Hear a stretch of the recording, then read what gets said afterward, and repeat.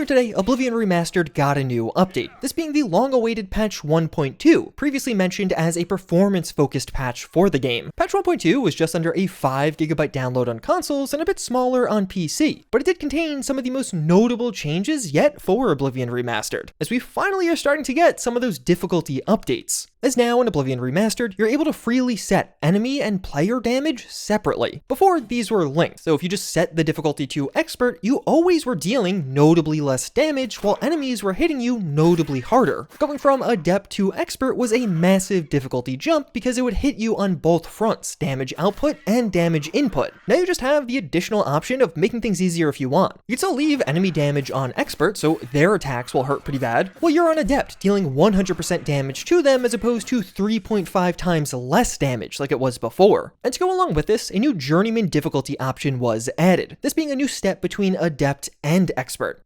So Journeyman will make enemies deal 2.5 times more damage to you, or it reduces your damage output by 2.5 times. So now Journeyman slots itself in as a more true hard mode. At least that's how it felt to me. Expert got pretty close to impossible feeling at moments, while Journeyman on both settings just feels like a significant but not impossible difficulty jump. And of course, the real beauty of this update is being able to independently choose damage dealt versus received, because all of you can use different combinations here depending on how you like to play the game. I personally found having my damage dealt at Adept, so I would still deal full damage to enemies while they're on Journeyman, dealing 2.5 times damage to me, was actually a really enjoyable combo, and definitely a huge upgrade over the difficulty options we had previously. With this new Journeyman mode, combat encounters are definitely hard, and enemies do feel threatening constantly, but you can increase your own output so they don't feel like bullet sponges anymore, which was one of my biggest issues with some of the previous options. But of course, as you could kind of see from the scale, the big issue here is the jumps are still really big. Even just Adept to Journeyman is still 1 times to 2.5 times damage. Sometimes Adept did feel too easy for my own damage output, but then even still, going to Journeyman would be a pretty hard 2.5 times damage drop off from my own output. So then all of a sudden, every enemy around you, you're dealing less than half damage to, and the bullet sponginess is there. Overall, I still think this is a fantastic change. You now just have way more control over how you want to play Oblivion, but I would merely call this a giant improvement and definitely not perfection. The damage jump still feels really extreme, particularly compared to other modern games, and some of the enemy encounters still feel lopsided at times. You go from one-shotting enemies to barely being able to take them out. The other major category of changes were around performance, which of course is what I'm sure most of you are worried about. And right off the bat, we got a lot of positive news on this front. A ton of crash fixes did come from this update, lots of these being around the game's automated systems. So when you would get those random crashes as a result of things like autosave or even your GPU, some of that stuff should be gone now, which should yield less crashing overall, and I definitely felt that in my play sessions.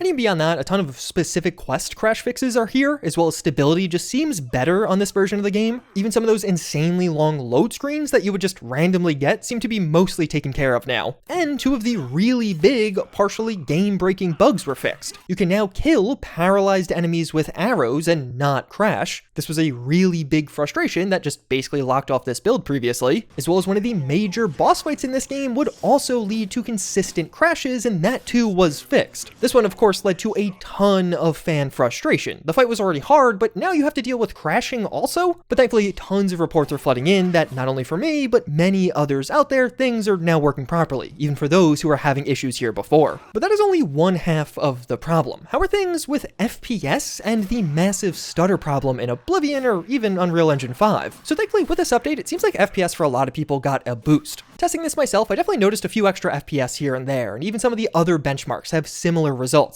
5 to 10 extra FPS depending on your specific setup, at least on PC where we could actually see some of the FPS numbers. And this makes sense. They mentioned a ton of optimization in the patch notes, so it seems like the game overall just is running a bit better. But it's definitely a marginal improvement. While things felt slightly smoother, at least FPS-wise, I'm still struggling to consistently hit 100 FPS on a 4090 with frame generation. Like yeah, my game is maxed out and I'm playing at 4K resolution, but the performance here still leaves a lot to be desired. And even despite this being a more performance-focused update, the game still just generally doesn't perform all that well. And sadly on the stutter side, it's even worse. There were patch notes supposedly addressing some of the stutters, but I didn't notice a major difference. While exploring the open world, you would still get plentiful hitches, and just naturally playing Oblivion on PC, I would frequently encounter stutters as new things were loading in. And when riding around on your horse, you feel this regularly. It's not hard to find the stutters even on patch 1.2.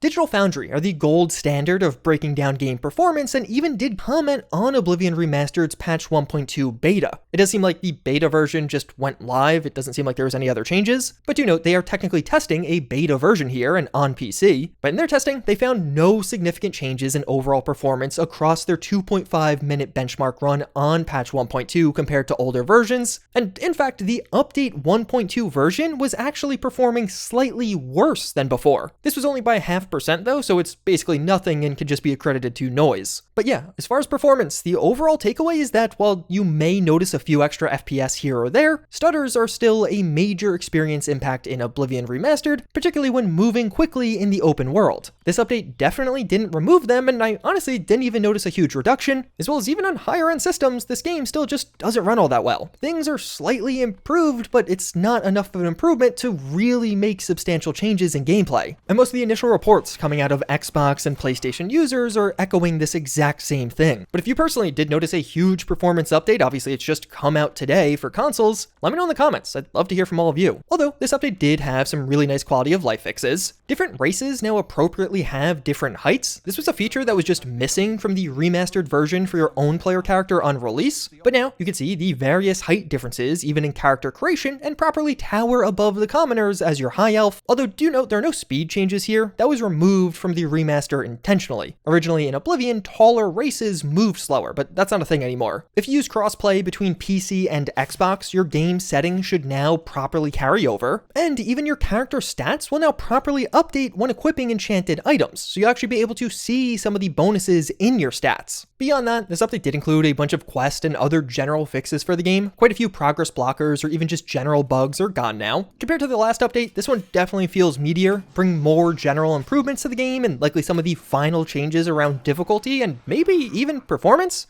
When patch 1.1 dropped, this update, patch 1.2, was announced. They described it as focusing on performance, but in reality, things are pretty similar even after this update. It's definitely not a huge performance overhaul. So it does make you wonder what, if anything, is next. Is Oblivion Remastered even getting more updates? Next week, the game is going to be 3 months old, and I could honestly see things just slowing down from here. Unfortunately, even after this patch, a decent chunk of issues are still left unresolved. Obviously, performance still has pretty large issues, but also the bug where bows randomly deal 1x sneak damage, even when they should be dealing more than 1x sneak damage, is still here. Honestly, with how meta Stealth Archer is, this is kind of hilarious, but obviously it sucks. Some of the quest progress blockers around both the Mages Guild questline as well as the Thieves Guild were left unresolved, and more. The game is definitely not bug-free even after these two updates. And frankly, I'm not sure what happens next. Patch 1.2 and 1.1 were announced in a bundle, and more updates, while definitely needed, are certainly not confirmed right now. This might have been the last one. Bethesda left Fallout 4 fairly broken, and I could see something very similar happening to Oblivion right now. The game on PC has definitely dropped some players, and even on Xbox. Oblivion Remastered is now under all of the older Bethesda Game Studios releases, like Fallout 76, Fallout 4, and of course Skyrim. That's expected. I'm not saying that as a bad thing against Oblivion. It's a single-player RPG and a remaster, but at the same time, if you're Bethesda or Virtuous, whoever's actually making these updates, there's obviously less and less incentive to continue making updates as the player count continues to drop off. And an unfortunate byproduct of all of this is the luster of the game and even the shadow drop has definitely been fading as a result of some of these lingering issues. On Steam, Oblivion Remastered is now mixed in its recent reviews. I honestly think the shadow drop shielded Bethesda and Virtuous from some of the criticism due to how epic of a moment it was. Like I know for me, the Oblivion Remastered shadow drop will be a gaming moment I remember for the rest of my life. It was just that awesome. Plus a bunch of people called me an idiot and a liar for making videos saying that an Oblivion Remaster was coming. So yeah, I was feeling pretty good when that remaster announcement came out. With that said, that is Oblivion Remastered patch 1.2. That's where the game stands right now, and if anything else does come, I will keep you up to date with that.